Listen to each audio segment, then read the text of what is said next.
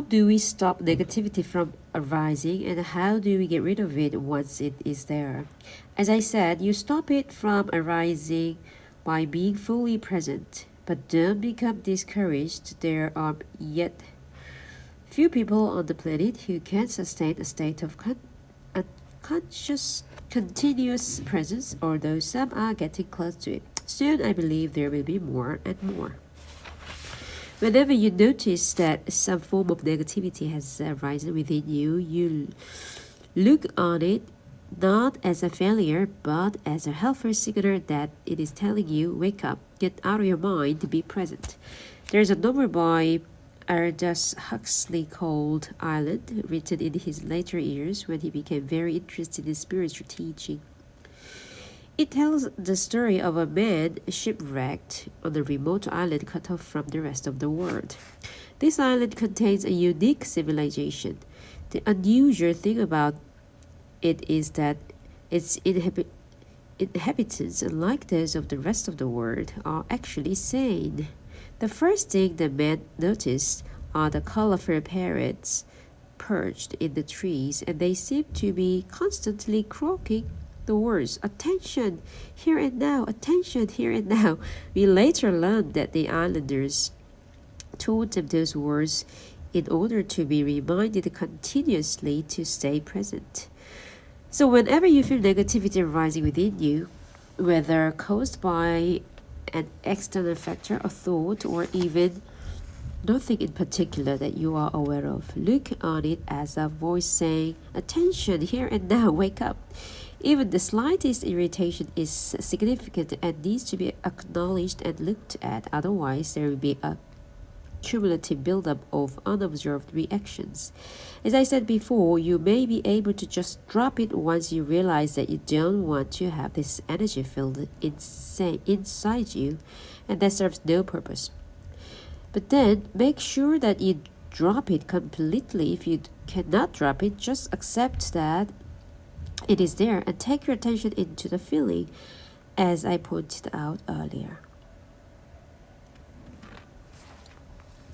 As an alternative to dropping a negative reaction, you can make it disappear by imagining yourself becoming transparent to the external cause of the reaction. I recommend you to practice it with little, even trivial thing first. Let's say that you are sitting quietly at home. Suddenly there is a penetrating sound of a car alarming from across the street. Irritation arises. What is the purpose of the irritation? None whatsoever. Why do you create it? You didn't. The mind did. It was totally automatic, totally unconscious. Why did the mind create it? Because it holds unconscious belief that the resistance which you experience as negativity or unhappiness in some form will somehow dissolve the undesirable condition. This, of course, is a delusion. The resistance that it creates, the irritation or anger in this case, is far more disturbing than the original cause that it is attempting to dissolve. All this can be transformed into spiritual practice. Feel yourself becoming transparent, as it were, without the solidity of a material body.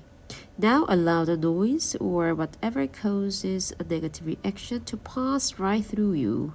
It is no longer hitting a solid wall inside you. As I said, practice with the little thing first, the car alarm, a dog barking, the children screaming, the traffic jam, instead of a wall of resistance inside you that gets constantly and painfully hit by things that should not be happening. Let everything pass through you. Somebody says something to you that is rude or designed to hurt. Instead of getting into unconscious reaction and negativity such as attack, defense, or withdrawal, you let it pass right through you. Offer no resistance. It is as if there is nobody there to get hurt anymore. That is forgiveness. In this way, you become invulnerable. You can still tell that person that his or her behavior was unacceptable if that is what you chose to do. But the person no longer has a power to control your inner state. You are then in your power, not in somebody else's, nor you are run by your mind.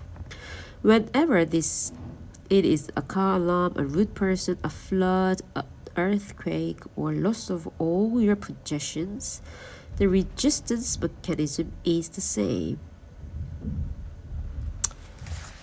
I've been practicing meditation. I've been to workshops. I have read many books on spirituality. I try to be in a state of non-resistance, but if you ask me whether I have found truth or lasting inner peace, my honest answer would be no. What would I find it? What else can I do? You are still seeking outside. You cannot get out of the seeking mode. Maybe the next workshop will have the answer. Maybe that new technique. To you, I would say, don't look for peace. Don't look for any other state than the one you are in now. Otherwise, you will set up inner conflict and unconscious resistance. Forgive yourself for not being at peace.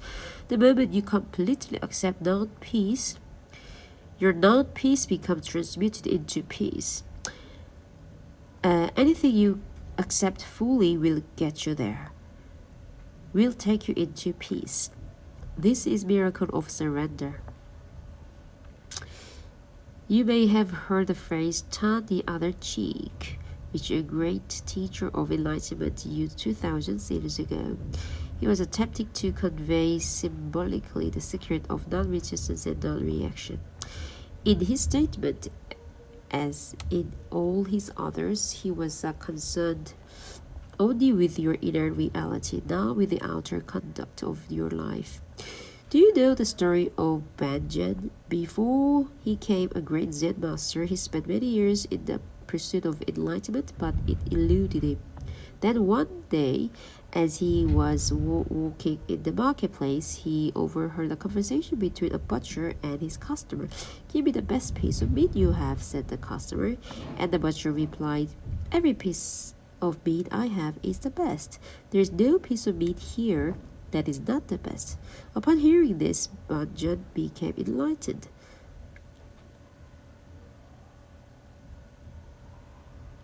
I can see you waiting for some explanation. When you accept what is, every piece of meat, every moment is the best. This is enlightenment. The nature of compassion.